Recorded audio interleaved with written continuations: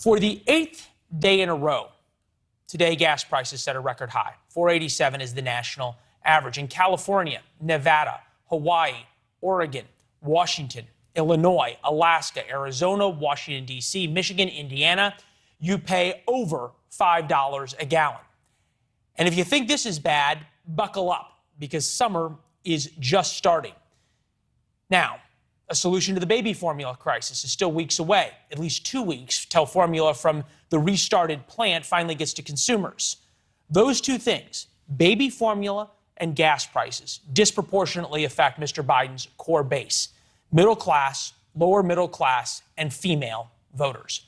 Politico reports Biden wants to get out more, seeing that his standing is now worse than Trump's. Frustrations are mounting, and the window for a political revival is closing. The notoriously tightly lipped White House is now leaking. John Kennedy said, if we cannot help the many who are poor, we cannot save the few who are rich. Put another way, if a Democratic president can't solve gas prices and the baby formula shortage, Democratic donors can forget about the limousine liberal priorities like climate change, abortion, and transgender activism. Chris Hahn here, host of the Aggressive Progressive podcast, former advisor to Senate Majority Leader Chuck Schumer. Until you fix gas prices and baby formula, does anything else matter? Unfortunately, politically, it doesn't. Look, I disagree that choice and transgender rights are just problems of the upper class. I think the equality expands across every class in this country. Fair enough. But politically, we can agree that those are second-tier issues.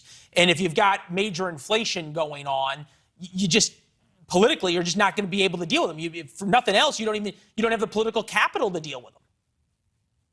Well, elections are won in the middle, right?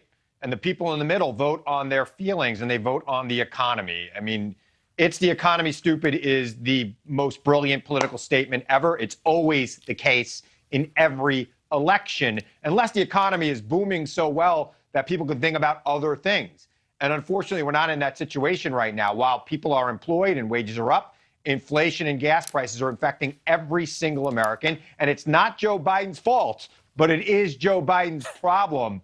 And I don't know that it's going to be resolved in time for November. Look, oil is trading at a point where we should be paying about $3.50 a gallon on gas. So where's that extra $1.50 coming from? That's something that Congress and the president should be looking into on a daily basis, making a very big deal about. You think about, though, that point about blaming the oil companies, what the administration has done, and then you have the baby formula crisis and the administration sort of blaming the news cycle. September 2021, FDA conducts an inspection of the plant, finds health violations. October 2021, they say that Abbott has been releasing untested infant formula. That was the whistleblower. February 1st, FDA confirms samples from Sturgis that bacteria is present. April 8th, Abbott says it's responded to the FDA investigation. May 13th is finally when President Biden addresses the shortage for the first time. May 18th, you have the Defense Production Act. You point out it is not necessarily his fault, but in this case, it's definitely his problem. It was his FDA regulating it.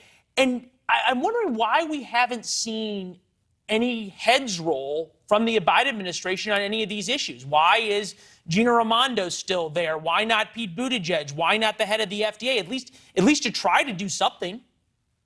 Well, the FDA did the right thing by shutting down that plant. Babies were getting sick. Some babies were dying. First of all, they hadn't inspected it for years. Then they didn't alert anybody and ring the alarm bells that this was a real issue. They didn't put into any backup plans to get formula from Europe. Come on. Look, the president is not responsible for the market forces that drive the baby formula production in this country. And the people that would like to put that on him are the same people who would call him a socialist if you put price controls on gas, which is something that might be more relevant to most American voters. So I don't understand what the president's supposed to do. The FDA regulates the safety of it. They did their job. They did that. But yes, this shortage, whether it's his fault or not, is his political problem. And that's the problem for Biden right now. There are a lot of problems that are not of his making that politically he will be held accountable for because the buck stops with the president. Yeah, you don't get to decide what defines your presidency. We've talked about that. I think you and I have talked about that. Biden approval numbers, 35.5% on the economy, 40.7% overall.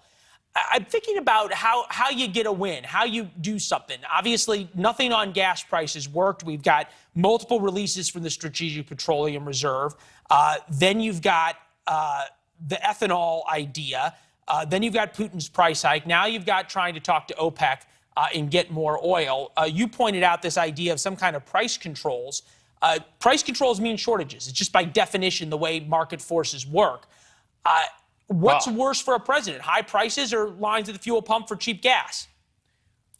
Well, let's be very clear. There are absolutely no supply issues for oil in the United States of America. None.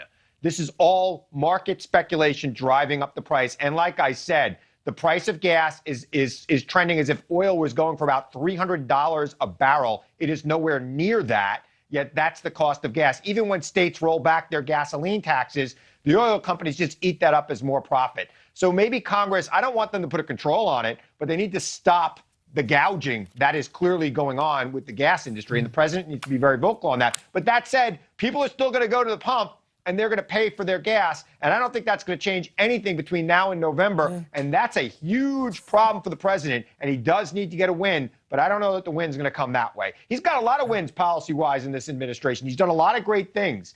But unfortunately, people vote in the middle on their mood. Yeah. All right. Yeah. Hey, Chris, good conversation as always. Nice to see you. Nice to see you too, Leland. Thanks for watching. Go to newsnationnow.com to find NewsNation on your television provider. And don't forget to subscribe. Click the red button to get more of NewsNation's fact-driven, unbiased coverage.